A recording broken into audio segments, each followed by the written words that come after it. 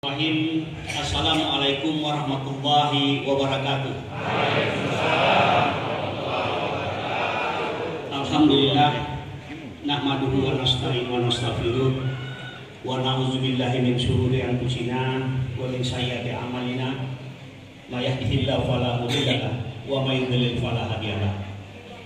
Asyhadu an la ilaha illallah wahdahu la syarika lahu wa asyhadu anna Muhammadan abduhu wa rasuluhu la nabiyya ba'dahu.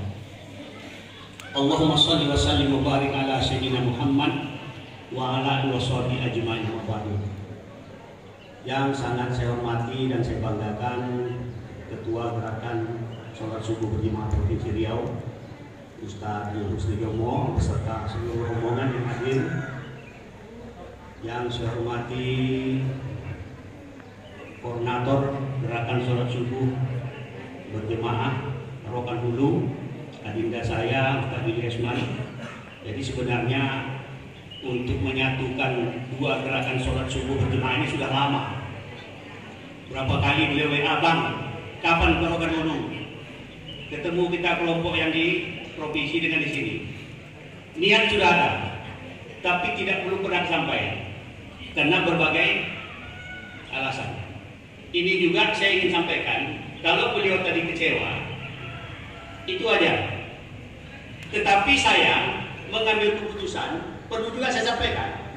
Kalau saya kemarin ke sini, ada 5 orang lain yang kecewa. Tapi karena saya punya memenuhi yang 5 di sana, kecewa 1. Agama itu katanya, kalau memilih yang baik-baik, pilih yang baik mudah. Tapi dihadapkan kepada pilihan yang kita harus mengecewakan orang, cari yang kecewanya lebih sedikit. Jadi saya ada undangan kemarin 5 undangan. Orang itu datang, Pak Wagub tolonglah datang, kami nikahkan anak. Beliau juga mengundang, tolonglah datangin anak pesantren. Di sana 5 kalau saya tinggalkan, 5 kecewa, termasuk yang diundang. Di sini 1 kecewa. Jadi menurut saya pilihan saya sudah tepat, mengecewakan 1 daripada yang 5. Nah, ini dia. Kemudian juga Pak Camat ya, yang saya hormati dan saya banggakan beserta seluruh perangkat, ada Kabar Kesra. Saya tidak suka menggunakan kata-kata katakanlah mungkin Pak Camat atau yang mewakili. Masa kita mau menghadap Allah diwakili?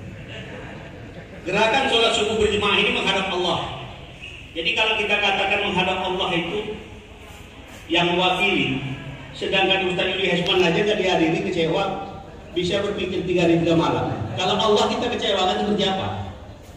Jadi saya lebih suka menyebut kalau yang datang itu Kabar Kesra, yang terhormat Kabar Kesra, bukan mewakili siapa ya. Karena tidak perlu kita mewakili. Yang masuk sini adalah orang yang ingin menghadap Allah. Jadi bukan untuk diwakilkan menghadap Allah. Saya tadi malam jam 12 berangkat. Jam 12 malam sampai di sini jam 3:30. Kenapa kita lakukan itu? Ya karena memang kita ingin menunjukkan kesetiaan kita kepada Allah. Inilah yang saya ingin sampaikan juga. Kemudian Ketua Masjid Darussalam beserta seluruh pengurus, tokoh agama, tokoh masyarakat, tokoh pemuda, tokoh wanita. Ini mama yang mohon maaf, ada juga mama saya lihat hadir di sini, Mak Itar. Jadi dengan tidak mengurangi rasa hormat saya, tidak mampu saya sapa secara satu persatu. Insya Allah semua dimuliakan Allah SWT. Amin. Salawat dan salam tidak lupa kita sampaikan kepada Nabi besar Muhammad SAW dengan ucapan Allahumma sholli ala Muhammad wa ala ali Muhammad. Semoga dengan seringnya kita berselawat, kita termasuk ke dalam orang-orang yang nantinya akan mendapat syafaat dari beliau di akhir. Amin ya Allah. Bapak Ibu jamaah sholat subuh yang dirahmati Allah, mungkin ini saya mohon maaf, waktunya mungkin agak panjang juga diambil sedikit. Karena rasanya sayang menempuh jarak 4 jam, jam 12 malam, bertemu dengan saudara-saudara sekian ini, bicara cuma 2 menit. Jadi nanti Ustaz Yunus Jomo juga agak dimaklum juga sedikit. Jadi kalau kita mundur, kalau niat kita ikhlas kepada Allah, insya Allah bertahan kita di sini. Ini alat ukur kesetiaan kita kepada Allah. Mudah-mudahan pertemuan kita ini nanti banyak hal yang bisa kita dapatkan. Yang saya ingin sampaikan adalah gerakan sholat subuh berjemaah provinsi ini hari ini adalah gerakan sholat subuh berjemaah yang ke-92. Saya perlu sampaikan ini, artinya sudah 92 masjid kita masuk. Berbagai macam tanggapan dari masyarakat. Yang saya ingin sampaikan kepada Bapak Ibu sekalian adalah gerakan sholat subuh berjemaah ini jauh sebelum saya masuk ke Riau itu sudah dideklarasikan. Ustaz Yuli bilang tadi kalau nggak salah tahun 2016. Saya masuk jadi Danran 2017. Pada saat itu di launching, hadir Pak Gubernur, seluruh Forkopimda, Ketua MUI, Kapolri Kemenak, semua tokoh agama penuh. Saya tinggal melanjutkan. Dalam perjalanannya terjadilah COVID. Kemudian ada kebijakan pemerintah pada saat COVID, dibatasilah sementara jemaah ini masuk ke masjid. Yang rentan terhadap penularan COVID disarankan untuk sholat di rumah. Yang ada di masjid jaraknya pun dijarangkan. Banyak muncul pendapat-pendapat baru. Kami nak sholat menghadap Allah saja kok dipersulit. Segala macam.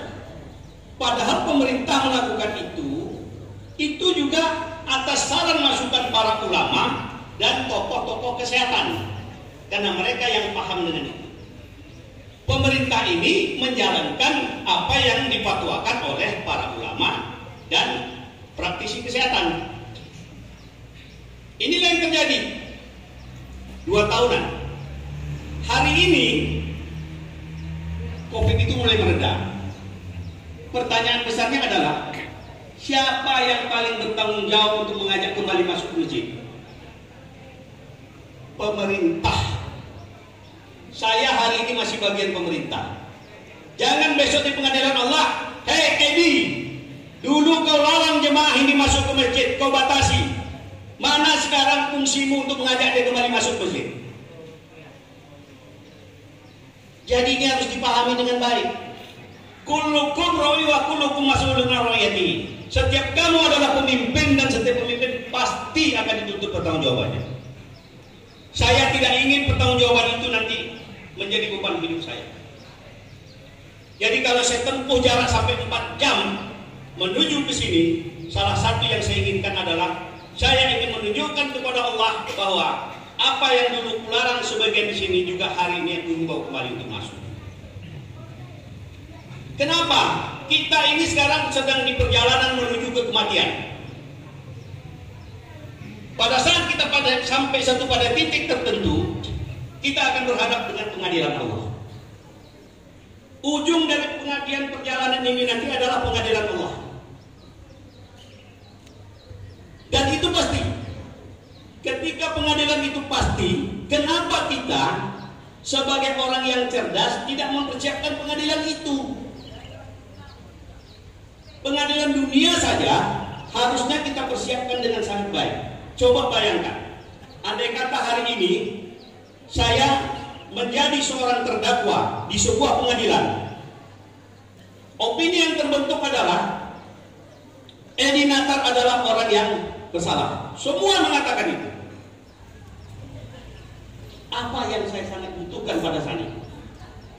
Saya membutuhkan saksi yang mengatakan bahwa saya tidak bersalah. Itulah yang sangat saya butuhkan. Ini pengadilan dunia. Terbayang nggak kita pengadilan akhirat? Bahwa itu pasti kita akan hadapi semua ini. Semua kita akan menghadapi pengadilan akhirat.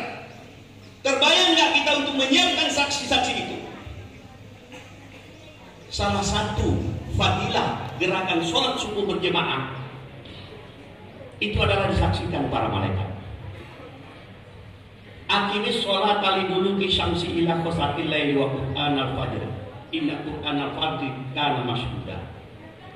Kata Allah, dirikanlah sholat sejak tergelincir matahari hingga gelapnya malam. Kemudian dirikan pula sholat subuh. Sungguh, kata Allah, sholat subuh itu disaksikan para malaikat. Coba kita lihat, ini ayat sangat luar biasa. Kita sholat sejak tergelincir matahari. Tergelincir matahari itu kapan? Zuhur. Kemudian hingga gelapnya malam. Berarti zuhur, asar, maghrib, isya. 4 sholat ini dijadikan satu.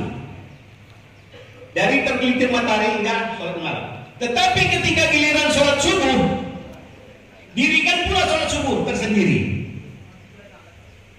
Karena sholat subuh itu disaksikan para malaikat. Saksi malaikat ini kita butuhkan di pengadilan Allah. Kenapa?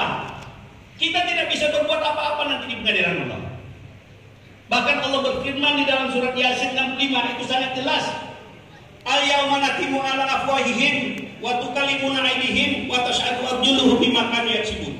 Pada hari ini kata Allah, kami tutup mulut mereka. Maka berkatalah tangan mereka kepada kami. Tangan ini akan berkata. Dan menjadi saksilah kaki ini terhadap apa yang dulu dia kerjakan. Jadi perjalanan kita dari rumah menuju ke masjid ini, perjalanan kami dari Pekanbaru 3,5 jam menuju ke sini, itu akan menjadi saksi di pengadilan Allah. Ya Allah, saksi ini kaki ini bersaksi bahwa betul dia melangkahkan kaki subuh-subuh di masjid dengan gelap-gelap. Tangan ini akan bersaksi, ya Allah, akulah yang mengangkat mengucapkan Allahu Akbar ketika kami sholat subuh berjemaah bersama-sama. Jadi jangan main-main dengan sholat subuh ini. Kita dalam rangka mempersiapkan sebuah saksi di pengadilan Allah. Sedangkan saksi pengadilan dunia ini saja kita mati-matian mempersiapkan untuk membela diri. Kenapa yang sudah pasti bahwa kita akan berhadapan dengan pengadilan Allah tidak kita persiapkan saksi itu? Salah satu mempersiapkan saksi itu adalah sholat subuh berjemaah. Karena malaikat akan memberikan kesaksian, kaki kita akan memberikan kesaksian, tangan kita akan memberikan kesaksian, karena mulut kita dikunci. Jadi ini bukan main-main gerakan sholat subuh berjemaah. Bukan hanya sekedar tren. Oh, kita ada gerakan sholat subuh berjemaah biar dilihat orang ramai. Tidak. Ini berkaitan dengan pertanggungjawaban. Ketika bapak diminta bertanggung jawab terhadap anak dan keluarganya, saya juga diminta bertanggung jawab terhadap anak dan keluarga saya. Tapi ketika saya diminta untuk bertanggung jawab terhadap masyarakat ini, bapak tidak diminta itu. Saya diminta.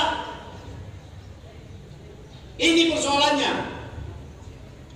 Jadi kalau kita melakukan ini semua, mari kita telah dengan baik, dengan jernih, dengan pikiran terang. Ini harus kita pahami dengan baik.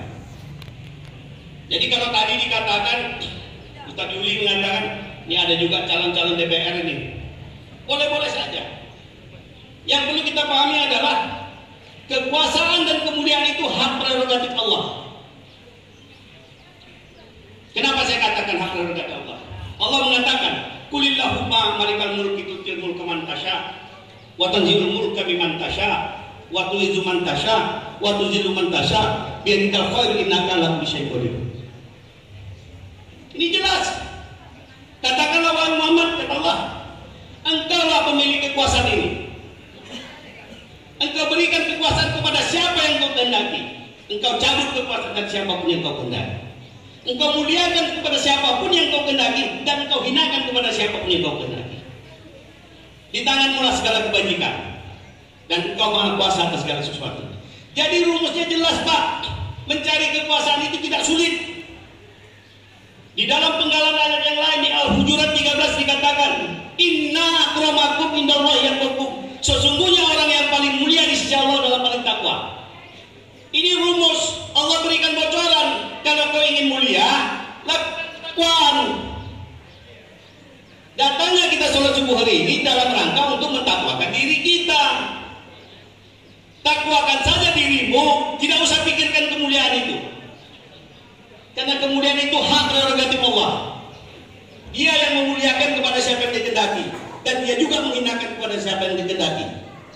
Makanya di dalam sebuah riwayat yang sangat masyhur, seorang pelacur yang memberi makan seekor anjing, Allah muliakan.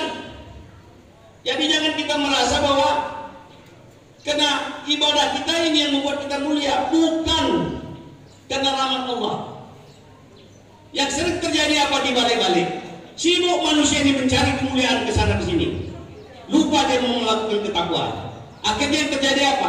Mulianya nggak dapat, takwanya nggak dikerjakan. Jadi kalau ingin kita dimuliakan Allah, mari kita takwakan diri kita. Tak usah pikirkan kemuliaan. Kemuliaan itu otomatis Allah yang memberikan. Karena itu hak prerogatif Allah. Bersandarlah hanya kepada Allah, jangan kepada manusia. Semut saja tidak mau bersandar kepada manusia. Suatu ketika Nabi Sulaiman bertemu dengan seekor semut. Ketika dia bertemu dengan seekor semut, semut ini sedang memakan sebutir kurma. Nabi Sulaiman tanya, wahai semut, untuk berapa lama kau makan kurma ini? Ya Sulaiman, ini Allah berikan kepadaku untuk 1 tahun. 1 tahun? Iya. Oke lah kalau gitu.